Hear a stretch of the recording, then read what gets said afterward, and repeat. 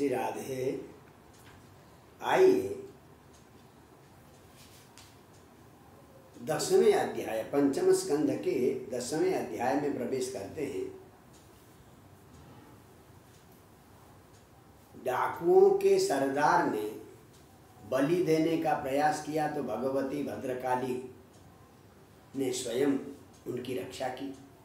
एक दूसरी घटना घट जाती है।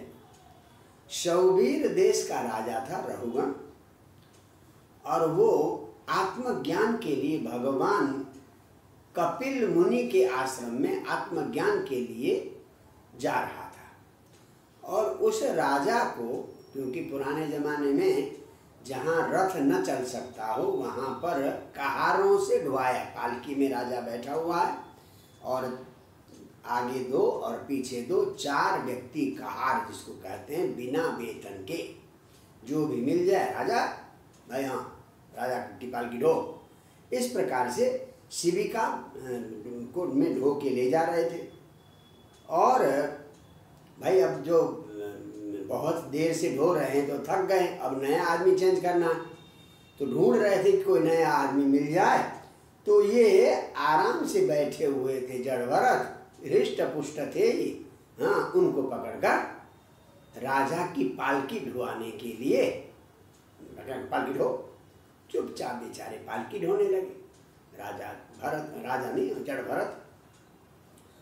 अब पालकी ढोते ढोते, अब वो तो बहुत बड़े पहुँचे हुए ऋषि थे, तो वो रास्ते में कहीं चींटी उटी कोई कीड़ा उड़ा न मर जाए हाथ पैर से चलते थे, तो वो उनकी पालकी का जो है बैलेंस थोड़ा सा इधर उधर हो गया। तो इषुमात्रा बोलो के मतलब यहाँ लिखा है कि एक बाण दूर तक देख कर चलते थे कि कहीं मेरे पैर से कोई कीड़ा मकोड़ा चींटी वगैरह दब न जाए, उनकी हत्या न हो जाए। तो इस तरह से चलते थे तो वो गति विषम हो गई। पालकी जो है सीधी चलनी चाहिए, कभी इधर कभी उधर, तो विषम हो गई। तो राजा ने कहा, हे बूढ़ार, हे ढोने वालों, साधु अतिक्रमता, ढंग से चलो, हैं क्यों इधर उधर हिला रहे हो इस पालकी को, ऐसे राजा ने कहा। अब राजा से तो सब लोग डरते हैं, बेचारे वो तीनों कहते हैं, प्रभु हम तो सही ढंग से चल रहे हैं, और ये जो मुष्टंडा अभी अभी आया है हट्टा कट्टा, ये जो है बिगाड़ रहा है, कभी इधर जाता कभी उधर जाता है। तो इस प्रकार से हम तो प्रमाद नहीं, हम तो बिल्कुल आपके नियम के अनुसार चल रहे हैं। अधुनैव बलियुक्त, तो अभी अभी आया है ये, द्रुतम न व्रजते, और ये धीरे धीरे चलता, तेज से चलता नहीं, इसके साथ हम नहीं ढो पाएंगे, ये हमें मरवा देगा। ऐसे तीनों ने शिकायत की, किसको की? राजा रहुगण को। तो राजा ने सोचा, भाई सांसर्गिक दोष एकस्यापि सर्वेषां सांसर्ग, भाई एक अगर संसर्ग में है तो एक का दोष दूसरे में माना जाएगा। गलती एक ही है, परंतु चारों को कहा गया तो एक की गलती से सबकी गलती मानी जाती है, साथ में अगर है तो ऐसा निश्चय करके तो राजा ने थोड़ा सा गुस्सा आया कि अभी अभी आया है, हृष्ट पुष्ट है, मुष्टंड है, कोई कमी नहीं है, तो उसने कहा कि अरे भैया वो कष्ट बात है, अरे भाई बड़ा कष्ट है, उरु परिश्रांत, तो बड़ा थक गया है, दीर्घम अध्वानम एकैव उइवान, बहुत लंबे रास्ता अकेले उठा रहा है, मैंने व्यंग्य में बोल रहा राजा। अरे भैया तो बड़ा थक गया है, बहुत रास्ता मुझे अकेले ढो रहा है, और देखो ना कितना कमजोर है, क्या नाम है, और सोचिए नाम की बात, तू मोटा भी नहीं, एकदम गठे हुए शरीर में पतला सा है बेचारा तो, सखे न एवा परते सखंड संगठन। और ये दूसरे लोग तो बेलो देखो, ये दूसरों को देखो, वो तो हट्टे कट्टे, तू बड़ा कमजोर है। व्यंग्य में इस प्रकार से उलाहना दिया। यद्यपि ज्ञान प्राप्ति के लिए जा रहा था, परंतु इस प्रकार से व्यंग्य में कहा। तो जड़ भरत ने सुना, अनसुना करके पहले की तरह जैसे इषुमात्र देखकर चलते थे वैसे चलने लगा। अब जब वो सामने देखकर चींटी से कीड़े से बच के चलेंगे तो वो क्या नाम है, पालकी थोड़ी हिली जाएगी, विषम हो जाएगी। दोबारा जब पालकी विषम हो गई तो राजा को आया गुस्सा। ऊपर बैठा हुआ पालकी पर, तो है कि मैं तुम्हारे जीवन में तुम्हें जीता जी मरना चाहता है क्या? तू जीते जी मरना चाहता है क्या? माम पदार्थी कृत्य, मेरा अपमान कर रहा है। भर्तृशासन, राजा की आज्ञा का अपमान कर रहा है। प्रमत्तस्य ते, तू इतना प्रमादी है, मेरे कहने पर भी नहीं मान रहा। तेरा तो इलाज करना पड़ेगा। और दंड पाणे व जनताया, जैसे हाथ में डंडा लेकर जनता पर शासन करता हूं, तब तुम्हें होश आ जाएगा। ऐसे डांट पिलाई किसको? जड़ भरत को, जिनको कोई संसार से लेना देना नहीं। एवं अहु बहु अबद्ध, और भी उटपटांग बहुत सारी गाली दी। बड़े गुस्से में राजा ने कहा, तो नरदेव अभिमानम, क्योंकि रघुगण में मैं राजा हूं, इस प्रकार का अभिमान था। तो ब्रह्म ऐसे सर्वभूत सुहृदात्मा योगेश्वरचर्यायाम नाति व्युत्पन्नमतिम, जा तो रहा था योग की चर्चा करने के लिए, पर योग के बारे में ABCD का पता था नहीं उसे। तो उस राजा से ब्राह्मण कहने लगे। अब बोलते हैं कौन? जड़ भरत। अब तक वो किसी से बोले ही नहीं थे, सबको यही था कि गूंगे हैं, अंधे हैं, इनको कुछ आता ही नहीं है। 2-4 महीने में तो क्या नाम है, मंत्र याद नहीं हुआ, क्या नाम है, सावित्री मंत्र, गायत्री मंत्र 4 महीने में याद नहीं हुआ, तो यही समझते थे। अब वो कहते हैं राजा, ब्राह्मण जड़ भरत क्या कहते हैं? त्वयोदितं व्यक्तमभिप्रलब्धं भर्तु न से समेशाद् यदि वीरभार गन्तुर्यदि सादधिगम्य मत्वा पीवेति रासौ न विदाम विवाद। भाई तुमने जो कहा है ये उलाहना नहीं है, वास्तविक है। भर्तु समेना शायद यदि वीरभार, मैं ढोने वाला नहीं हूं मैं, तो जब मैं ढोने वाला हूं ही नहीं तो मेरा क्या भार होगा, मैं क्या भार को ढोऊंगा। गंतुर यदिशा, मैं चलने वाला भी नहीं हूँ। चलने वाला कौन है? शरीर है। ढोने वाला कौन है? शरीर है। तो पीवे तेरा, और तुमने जो मोटा कहा, तो ये शरीर मोटा है, आत्मा तो मोटा नहीं है। तो किसको कह रहे हो तुम? मेरे शरीर को कह रहे हो या मेरी आत्मा को कह रहे हो? अगर देखो, स्थौल्यम कार्श्यम व्याधय आधयश्च क्षुत्रिड भयम कलिरिच्छा जराच निद्रा रतिर्मन्युरहं मदः शुचो देहेन जातस्य मे न सन्ति। मोटा होना, कमजोर होना, आदि व्याधि, भूख प्यास, कली लड़ाई, इच्छा, बुढ़ापा, नींद, प्रेम, क्रोध, अहंकार, शोक, ये सब देह के धर्म है, ये मेरे धर्म नहीं। एकदम डिक्लेयर, देहे न जात से, देह के साथ उत्पन्न हुए, देह के साथ खत्म हो जाएंगे। मैं न संति, न मैं मोटा हूँ, न पतला हूँ, न मुझ में रोग है, न व्याधि है, न भूख है, न प्यास है, न कली है, न इच्छा है, न निद्रा है, न रति है, न अहंकार है, न शोक है, कुछ नहीं मुझ में। वाह, गजब का उत्तर दे दिया। और तुमने कहा कि मैं बड़ा पागल हूँ, उन्मत्त हूँ। उन्मत्त मत्त जड़वत् स्वसंस्थाम गतस्य मे वीर चिकित्सितेन। भाई मैं तो उन्मत्त की तरह, जड़ की तरह संसार में घूम रहा हूँ, तो मेरा क्या इलाज करेगा? हैं? अर्थ की तुम्हें क्या मिलेगा मेरा इलाज करके? क्या मुझे इलाज करेगा? तो पिष्ट पेश, जैसे आटा है, अगर आटा को आप पीसोगे तो क्या होगा? आटा ही होगा। गेहूं को पीसोगे तो आटा बनेगा ना। आटे को पीसने से, मैं तो पहले ही पिसा हुआ हूँ, देह से मेरा कोई संबंध ही नहीं है। तो फिर मुझे दंड देने से तुम्हें क्या मिलेगा? जब ऐसा उत्तर सुना राजा ने, उसके होश उड़ गए। अरे बाबा, ये तो कोई बहुत बड़ा ज्ञानी है। तब गौर से देखा, उसके कंधे पर एक जनेऊ भी पड़ा हुआ था। वो समझ गया कि ये तो ब्राह्मण देवता है।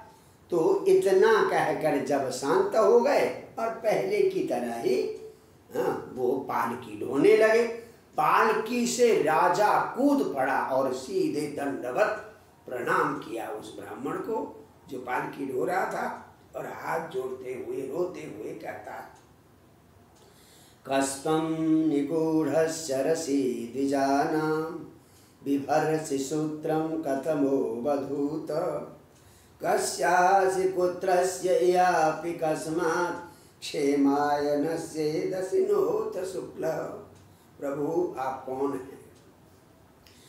द्विजानां सूत्रम बिभर्सि। अब मैंने गौर किया कि आप तो ब्राह्मणों का जनेऊ पहनते हैं, आप कौन से अवधूत संत हैं? कश्यासी, आप किसके पुत्र हैं? कहाँ से आए हैं? यहाँ कैसे आ गए? कहीं ऐसा तो नहीं जिन गुरुदेव से मिलने के लिए, जिन योगेश्वर कपिल से मिलने के लिए मैं जा रहा हूँ, वही मेरी परीक्षा लेने के लिए तो नहीं आए? इस प्रकार से क्षमा याचना की और फिर हाथ जोड़कर कहता है, मैं संसार में किसी से नहीं डरता हूँ, केवल ब्राह्मण के अपमान से डरता हूँ। गजब का श्लोक है, आप सुने। राजा रघुगण करता है, नाहं विशंके सुरराज वज्रान् न त्र्यक्षशूलान् न यमस्य दण्डात् नाग्निर्कसोमानिलभित्तपास्रात् शंके भृशं ब्रह्मकुलावमानात्। कहते सुरराज वज्रात न विशंके, देवराज इंद्र के वज्र से भी मुझे डर नहीं लगता। न त्र्यक्षशूलात्, त्रिअक्ष 3 आंख वाले भगवान शंकर के त्रिशूल से भी मुझे डर नहीं लगता। न यमस्य दंडात्, यमराज के डंडे से भी मुझे, यमदंड से भी डर नहीं लगता। न अग्नि, न अर्क, न सोम, अग्नि से, सूर्य से, चंद्रमा से, अनिल वायु से, वित्तप कुबेर के अस्त्र से, न शंके। अगर मैं डरता हूँ ब्रह्म कुलावमानात्, केवल और केवल ब्राह्मण के कुल के अपमान से डरता हूँ। आज मेरे से वही हो गया। इस प्रकार से क्षमा याचना की। क्षमा याचना के बाद कहता है, आपने कहा कि मेरा संबंध देह के साथ नहीं है, तो ऐसा कैसे हो सकता है? देह के साथ संबंध तो सबका होता ही है। वो अब तर्क करता है, क्षमा याचना करने के बाद अपना तर्क करता। कौन? राजा रघुगण। दृष्टः श्रमः कर्मत आत्मनो ये वै भर्तु गन्तु भवतस्यानुमन्ये यदा सतो दानयनाद्यभावात् समूल दृष्टो व्यवहार मार्ग। काम करते हुए थकावट तो होती है, सबको देखा है। आप ज्यादा काम करोगे तो थकावट होगी, हैं? तो दृष्टः श्रमः कर्मत, तो कर्म करते हुए परिश्रम होता है, थक जाता है व्यक्ति। और भर्तु गंतु, अब भार ढो रखा हो, चल रहा हो, तो भी उसे थकावट होगी, परिश्रम होगा। तो सबको होता है, तो आपको भी परिश्रम होता होगा, ऐसा मैं समझता हूँ। कोई भी चलता है, दौड़ता है, भार ढोता है, तो उसको क्या होगा? परिश्रम होगा। तो आपको भी परिश्रम होना चाहिए, पर आप कहते हैं कि मुझे कोई परिश्रम नहीं है। तो व्यवहार जगत में तो, क्योंकि हमारा शरीर तो व्यवहार जगत से बंधा हुआ, तो व्यवहार जगत में चलने पर, काम करने पर, मेहनत करने पर थकावट तो होती है। और एक दूसरा तर्क करते, बहुत बेजोड़ तर्क दिया है। जैसे हम दाल या चावल पकाते हैं, तो बर्तन में चावल रख दिया और उसमें पानी डाला, और उस बर्तन में हम क्या लगाते हैं? आग लगाते हैं। तो हम न तो चावल में आग लगाते हैं, न पानी में आग लगाते हैं। आग किस में लगाते हैं? बर्तन में लगाते हैं। तो बर्तन में आग लगाने से बर्तन गर्म हो जाता है, और उस बर्तन में रखा हुआ पानी गर्म हो जाता है। पानी में पड़ा हुआ चावल वो गर्म हो जाता है और वो पक जाता है। देखो, स्थाल्यग्नि तापात् पयतो विताप, यानी बर्तन में अग्नि का ताप होने से पयस अभिताप, जल गर्म हो जाता है। और तत्तापत, पानी गर्म होने से तंडुल गर्भरंध्री, चावल का एक एक दाना पूरा पक जाता है। ठीक उसी प्रकार से हमारा देह है, हमारी इंद्रियां हैं, हमारा अंतःकरण है, ये आपस में है। जैसे बर्तन है, पानी है, उसी प्रकार से हमारा देह है। देह के साथ इंद्रियां हैं, इंद्रियों के साथ मन बुद्धि अहंकार, ये जो है चित्तवृत्तियाँ, ये सब आपस में एक दूसरे से जुड़े हुए। तो तत्संसृति, अगर देह को कष्ट होगा तो इंद्रिय को भी कष्ट होगा, इंद्रिय को कष्ट होगा तो मन को भी कष्ट होगा, मन को कष्ट होगा तो बुद्धि और अहंकार को भी कष्ट होना चाहिए। तो इसलिए ये कैसे आपने कह दिया कि मुझे न मैं ढोने वाला हूँ न मुझे कष्ट है। और एक आपने कहा कि भाई ये तो मैं राजा हूँ, तो इसलिए प्रजा से अपनी सेवा ले लेता हूँ, ये राजा का कर्तव्य है। शास्ताभिगोप्ता नृपति प्रजानां यह किंकरो वै न पिनष्टि पिष्टम। राजा जो है शास्ता, प्रजा का शासक भी होता है और प्रजा की रक्षा भी करता, दोनों काम करता है। प्रजा पर गलत कर्म करने पर शासन भी करता है और प्रजाओं की रक्षा भी करता है। कौन? राजा। तो यह किंकर, वो भगवान का सेवक है, राजा भगवान का सेवक है। तो अगर वो प्रजाओं से कुछ काम लेता है तो पिसे हुए को कैसे पीस रहा? मैं राजा हूँ, आप प्रजा की रक्षा कर रहा हूँ, तो आपसे काम लेने का मेरा अधिकार है। तो ये पिसे हुए को पीसना नहीं हुआ। स्वधर्म आराधन अच्युत, अपने धर्म में रहकर, क्षत्रिय धर्म में रहकर और प्रजा का पालन करना क्या है? ईश्वर की आराधना है। तो यदि यह मानो विजहात्य होगा, अपने धर्म में रहते हुए प्रजा का पालन करूंगा तो मैं सारे मेरे पाप नष्ट हो जाते। तो फिर आपने कैसे कहा कि मैं अन्याय कर रहा हूँ? इस प्रकार से बेजोड़ प्रश्न किया है। किसने? राजा रघुगण ने। तो ये एक प्रकार से प्रश्नाध्याय है, यहाँ पर प्रश्न पर प्रश्न पूछा है।